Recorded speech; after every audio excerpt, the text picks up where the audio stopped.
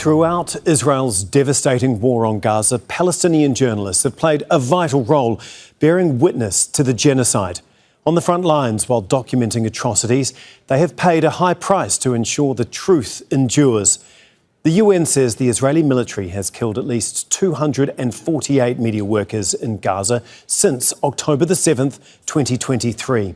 11 Al Jazeera journalists are among them. So far, there has been no accountability for any of these deaths. Mariam Abu Daqqa was killed in August when the Israeli military bombed the Nasser Hospital in Khan Younis. Her father says she should have been protected. This is his story.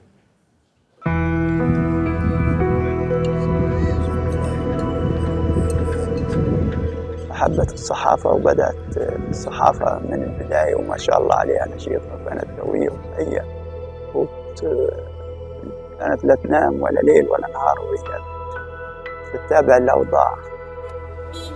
كنت قلقان عليها لأنه الصحافة أنت عارف معرضين لكل شيء.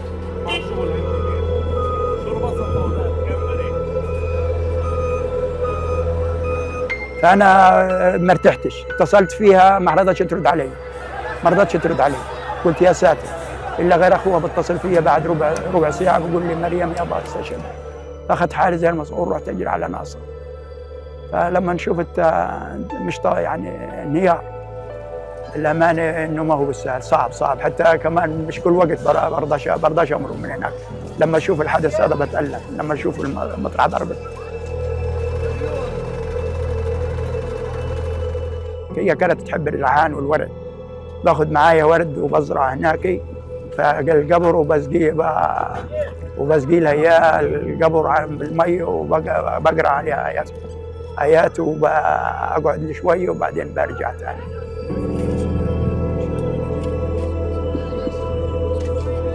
كانت تتواصل معايا صبح ومساء، تتصل فيا ايش اخبارك يابا ايش اخبارك؟ يعني ايش بدك؟ اقول لها بدي سلامتك والله كل شيء موفق.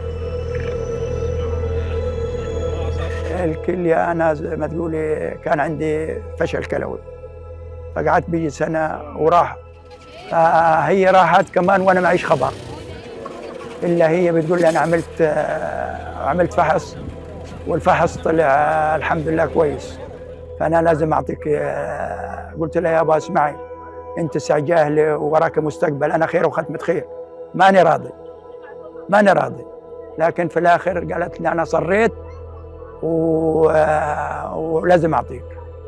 تركت لي لأنه موجودة، هي كليتها موجودة في قلبي، هذا مستحيل أنساها.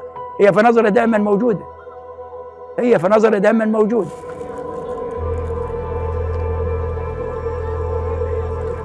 مريم أنت عارف وصلت رسالة لكل دول العالم، فهي اللي كانت توصل الرسالة. يعني كل الصحفيين اللي هنا كانوا هم اللي وصلوا الرسالة للدول اللي برا.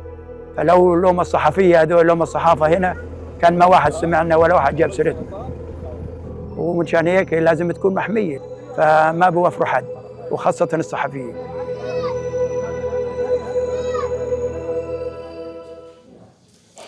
Joining us now from Gaza City is Maha Hussaini. She's an award-winning journalist and human rights advocate from Gaza, working as the head of media at Euromed Human Rights Monitor. Thank you so much for being with us here on Al Jazeera.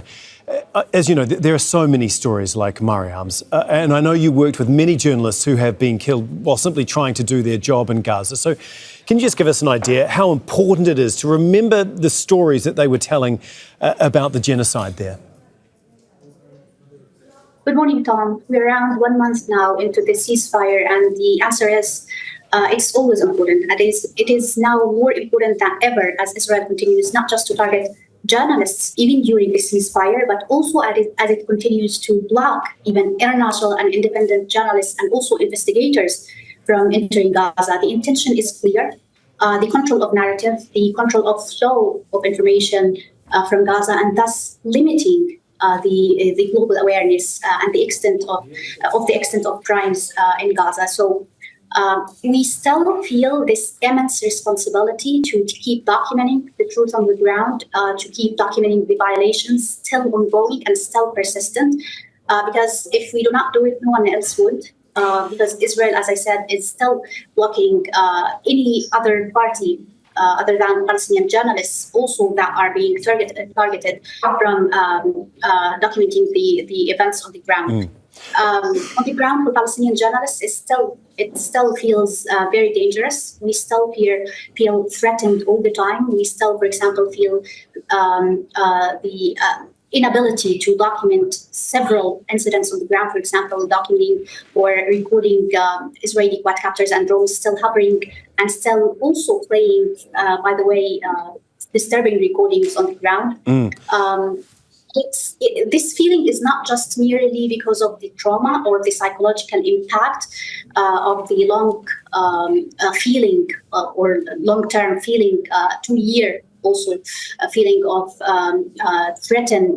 being threatened by the Israeli army, but also because the attacks on the ground are still ongoing. Around 1 week ago, a Palestinian journalist, Mohammed al-Munirawi, was killed in the central Gaza Strip. So these attacks are still ongoing, and this is why we still feel that we have this responsibility to keep going, to keep documenting the events on the ground. Like you say, sorry to interrupt, Maha. I mean, like you say, many journalists working there say that they've been deliberately targeted.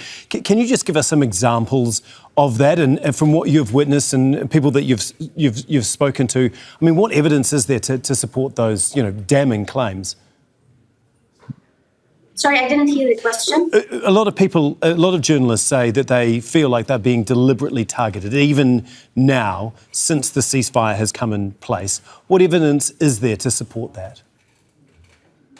Yes, it's exactly. They are being deliberately targeted because this is not just a random policy by the Israeli authorities. This is an institutional policy, and we recognize this. We are aware that this is not just, for example, a mere act by the Israeli army or an Israeli soldier just pressing a button of a drone to target a journalist. This is an institutional, a systematic policy that is enforced by all levels of the Israeli authorities, including the judicial authorities, the security, the army itself.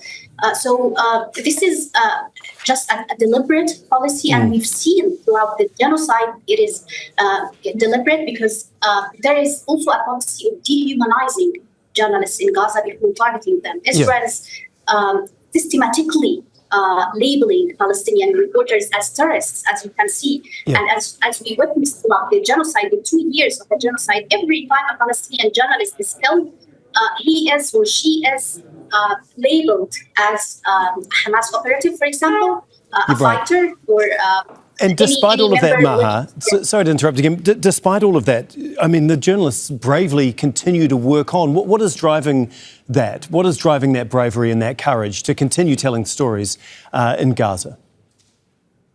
Yes, it's merely their awareness that the perpetrators do not want their voice heard by the world. They do not want this evidence to be heard and to be known by the international community. And we are aware that this is a form of a secondary victimization by the Israeli authorities, that they do not want the right for Palestinians to even have their suffering recognized internationally. And we know that if we do not do that, if we do not make the world acknowledge our suffering, what's being happening on the ground, and what's going on, the extent of crimes being committed, no one will know, and the perpetrators will actually enjoy their impunity that they have been enjoying for decades now. So it is now our responsibility as Palestinian journalists, who are the only parties capable of documenting the events on the ground as Israel continues to try to block any evidence. Yeah, thank you so much, Maha. We really do appreciate your time. Maha Hussaini for us in Gaza. Don't miss out to get the full picture. Subscribe to Al Jazeera for reliable news and expert insight. Like, share, stay ahead.